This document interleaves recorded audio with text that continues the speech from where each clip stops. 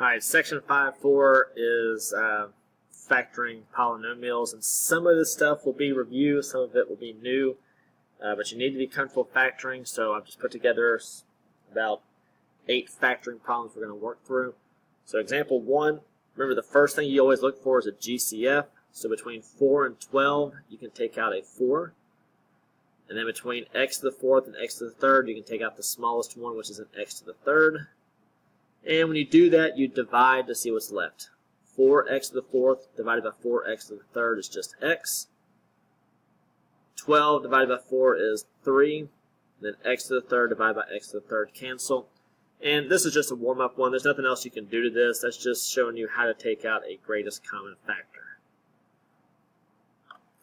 Question 2. This one is a 4-term statement, but the first thing you look for is, can you take out a greatest common factor? In this case, you definitely can. Between 2, 4, 4, and 8, you know you can take out a 2. And then between all these terms, they all have x's. Take out the smallest one, which is x squared. And then figure out what's left inside. 2x to the 5th divided by 2x squared is x to the 3rd. 4x to the 4th divided by 2x squared is 2x squared. Negative 4x to the 3rd divided by 2x squared is negative 2x. Then negative 8x squared divided by 2x squared is negative 4. Then you look to see, can I factor this 4-term statement further? And the only way you can factor a 4-term statement is by grouping. So this 2x squared is just going to come down to the last part of my question. I'm going to factor this statement by grouping. Okay? So when I do that, between the first 2 terms, I can take out an x squared. And I'm left with x plus 2. Here, I'm going to take out a negative 2, and I'll be left with x plus 2.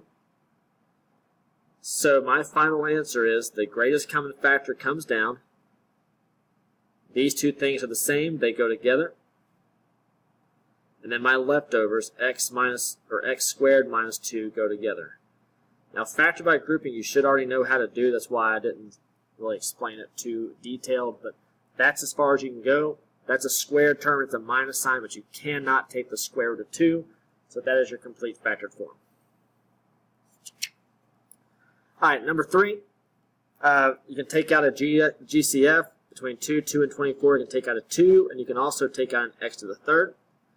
When you do that, you're left with x to the 4th minus x squared minus 12.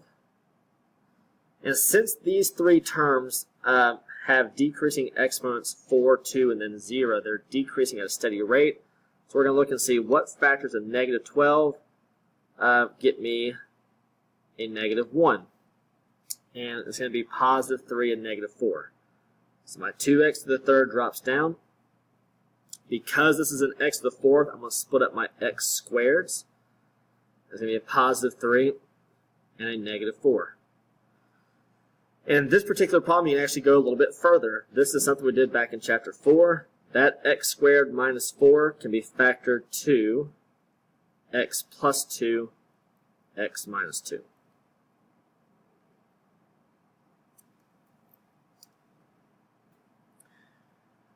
Alright, example 4. Remember, you can pause this anytime you need to.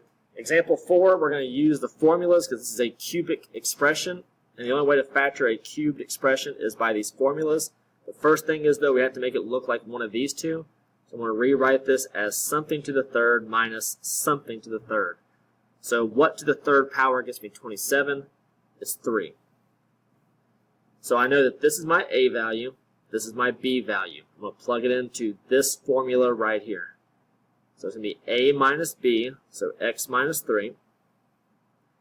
A squared, so x squared, plus a times b, x times 3 is 3x, and then plus b squared, 3 squared gets you 9.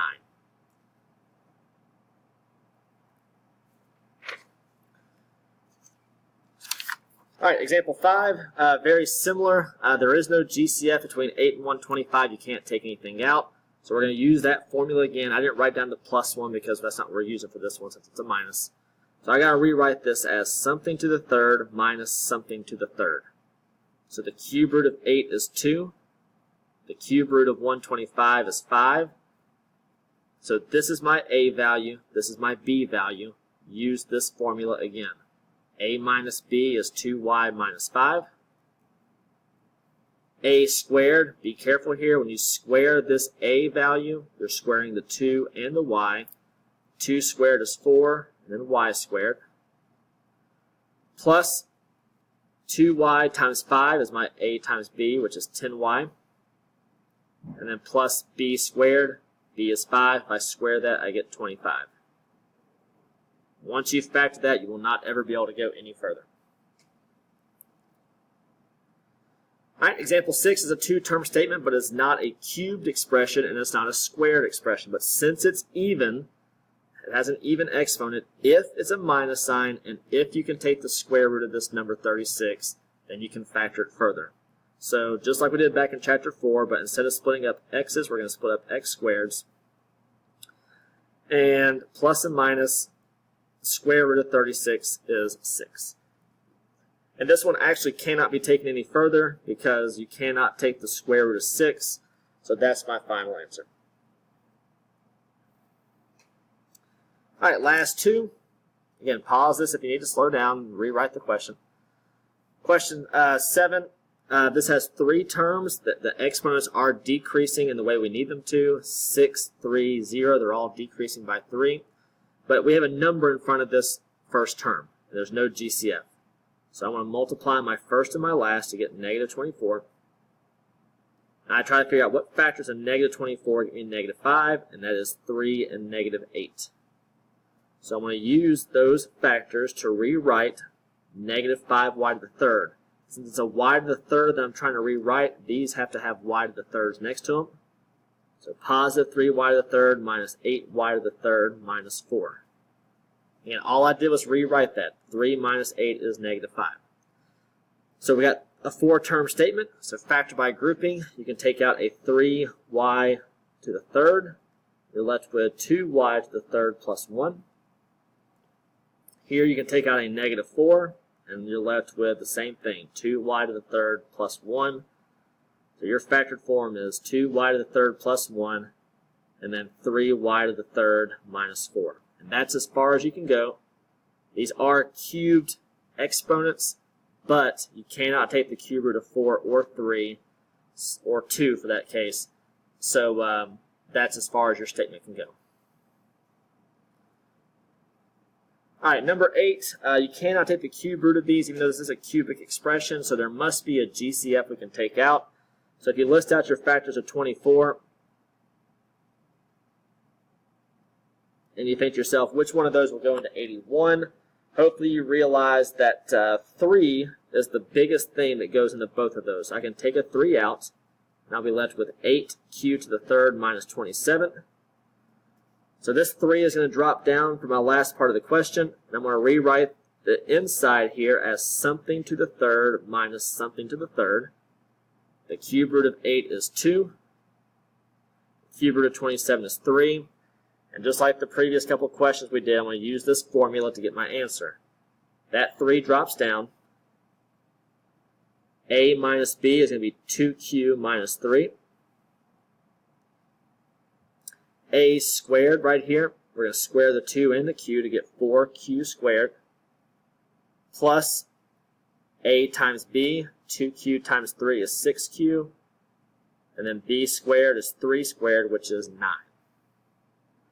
So those are just some extra practice problems. Look through those. If you can do those, you should be in pretty good shape with this section. But the more you practice them, the easier they get.